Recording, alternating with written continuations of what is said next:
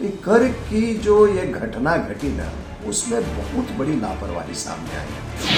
अब सोचिए, जब 2 घंटा लेट हो गया केवल इन लोगों की मैं कहूँ कि लापरवाही के चलते, प्रश्न पत्र नहीं मिलने का बहाना बनाया गया, फिर एक आ गया सेटिंग अरेंजमेंट नहीं हुआ। ये सब चीजों की तो पहले मॉक ड्रिल हो जाती, और वहां पर रोशनी का नहीं होना, सिटिंग अरेंजमेंट का नहीं होना, तो ये तो बहुत बड़ी बात है।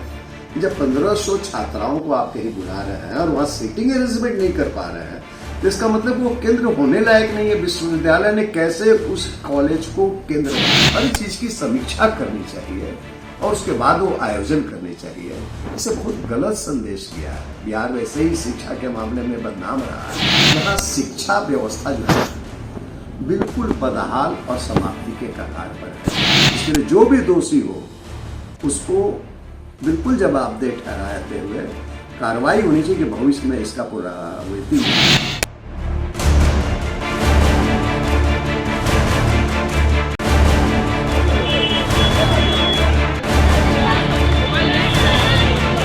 सबसे पहले बहुत बहुत स्वागत है सर आपका रियल न्यूज में। बहुत बहुत धन्यवाद आपका। देखिए, कोविड पीरियड में परीक्षा हो रही है, ये अच्छी बात है, क्योंकि बच्चे की जो परीक्षा होती है तब उनको आगे का जो और पढ़ाई करना है उसका मार्ग खुलता है। लेकिन कल जो घटना घटी वो बहुत दुर्भाग्यपूर्ण घटना थी।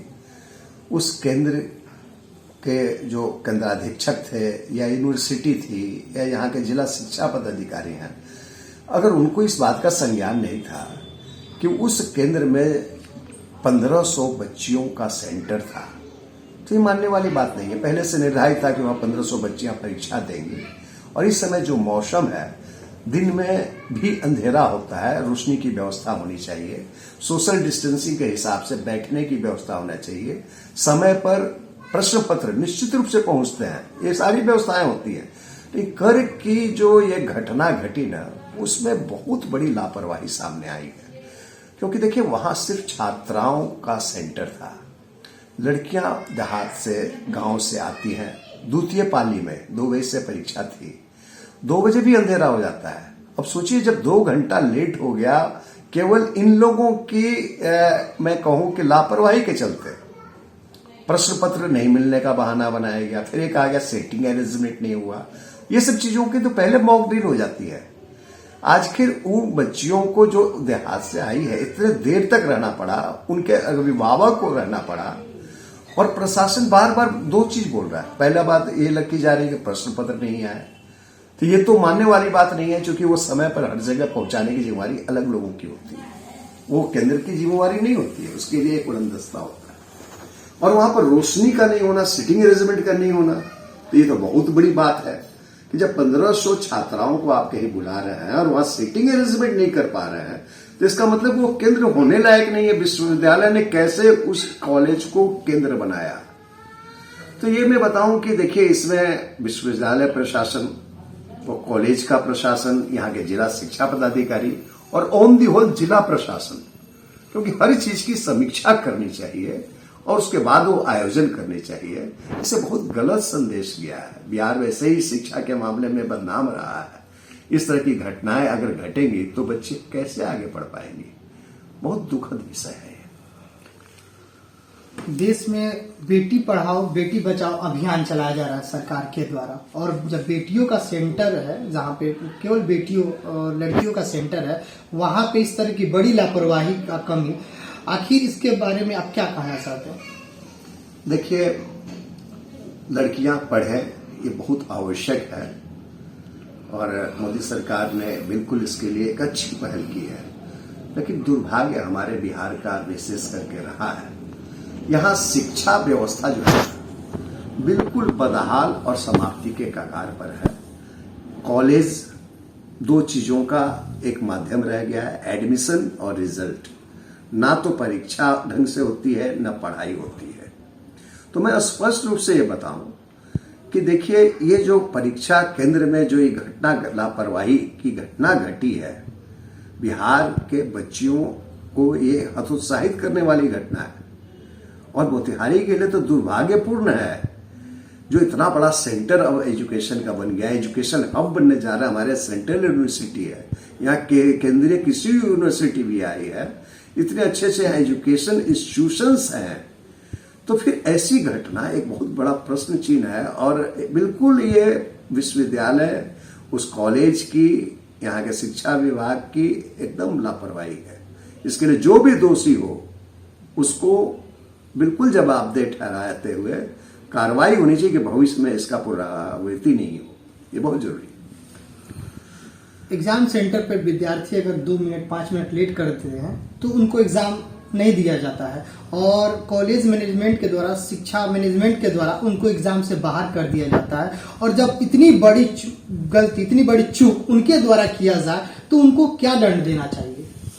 देखिए, इसके लिए ऐसा नहीं है। इसके लिए जो प्रबंध होगा, जो इसके लिए घटना की जांच वाली कमेटी होगी, जो भी इसके लिए दोषी हो उसको कड़ी से कड़ी सजा मिलनी चाहिए। जो नियम है, मैं तो कह रहा हूं कि अगर नियम कमजोर है तो उसको कड़े बजाने चाहिए। इनके विरुद्ध प्राथमिकी दर्ज होनी चाहिए, क्योंकि इन्होंने एक बहुत बड़ा अपराध किया है। इतनी बड़ी चूक का किसकी कमी को दर्शाता है? जिला प्रशासन को दर्शाता है, या फिर शिक्षा की कमी को दर्शाता है, या फिर यहाँ के मैनेजमेंट, कॉलेज का जो मैनेजमेंट है उसकी कमी को दर्शाता है? देखिए, परीक्षा का आयोजन बोर्ड करती है और सेंटर का चुनाव भी वही करती है। तो सबसे पहले तो दोषी वही है कि उसने वहां के इंफ्रास्ट्रक्चर को बिना देखे बिना, और छात्राओं के लिए, यानी कि बच्चियों के लिए, 1500 बच्चों के लिए उसको सेंटर बनाया। और जब सेंटर बनाया तो वहां के जो केंद्राध्यक्ष होते हैं, जिनकी जिम्मेवारी है परीक्षा सही ढंग से संचालित करना, जो कि इलाका यहाँ शिक्षा विभाग है, और यहाँ के जो एडमिनिस्ट्रेटिव अफसर है, सबकी जिम्मेवारी होती है। क्योंकि देखिए, केंद्राध्यक्ष जिलाधिकारी ही होते हैं किसी भी बड़े एग्जाम का, इंटरमीडिएट का हो चाहे मैट्रिक का हो। तो देखिए, लापरवाही तो सबके सामने आ रही है। जिले के इतने बड़े अधिकारी हैं और ये मोतिहारी हब है, इसके बावजूद भी इतनी बड़ी कमी होती है, और जब विद्यार्थी इनका विरोध करते हैं तो उन पे लाठी चार्ज किया जाता है। प्रशासन से जब भी विद्यार्थी या कोई भी आम जनता अपनी हक की मांग करता है तो प्रशासन उन पे लाठी चार्ज करता है। क्या आपको लगता है कि प्रशासन के द्वारा कहीं ना कहीं ये गलत स्टेप उठाया जा रहा है, अपनी मांग को लेके उनको दबाया जा रहा है? देखिए, विद्यार्थी वहां परीक्षा देने आए थे। अगर सुनियोजित ढंग से सब कुछ जैसा आमतौर पर होता है वैसा होता तो किसी को आंदोलन की आवश्यकता ही नहीं पड़ती। विद्यार्थी ये देख रहे हैं कि भाई हो सकता है कि उनका जो एग्जाम है, प्रश्न पत्र नहीं मिलने से, व्यवस्थाएं नहीं होने से रद्द हो जाए। इस कारण उनका आक्रोशित होना स्वाभाविक था। उनके साथ जो गार्जियन आए थे उनका आक्रोशित होना स्वाभाविक था। तो जो विश्वविद्यालय प्रबंधन है, जो यहाँ का शिक्षा प्रबंधन जो यहाँ जिला का है, या प्रशासनिक पदाधिकारी है, उनको संवेदनशील होकर इस मुद्दे को वहां सुलझाना चाहिए था।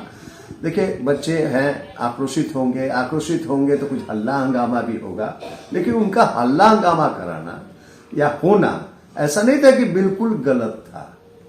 बच्चों को इसके लिए मजबूर होना पड़ा होगा, उनको समझाया जाना चाहिए था। लाठीचार्ज कहीं से उचित नहीं है, क्योंकि देखिए, आप उन शिक्षकों को जो वहां पर वीक्षण कार्ड में आए थे, या जो बच्चियों की जो सुरक्षा में पुलिसकर्मी लगे थे, उन लोगों का काम यही था कि उन लोगों को प्रोटेक्ट करना। तो जो प्रोटेक्शन में कमी आई होगी, वो लोग आक्रोशित होंगे। तो इन लोगों का काम है कि बस किसी तरह, मतलब उन लोगों को अगर लाठी से संतुष्ट कर देना, पीट के शांत कर देना, तो इस समाज के लिए अच्छा शुभ संकेत नहीं है। इसी को कहते हैं चोरी और सीनाजोरी।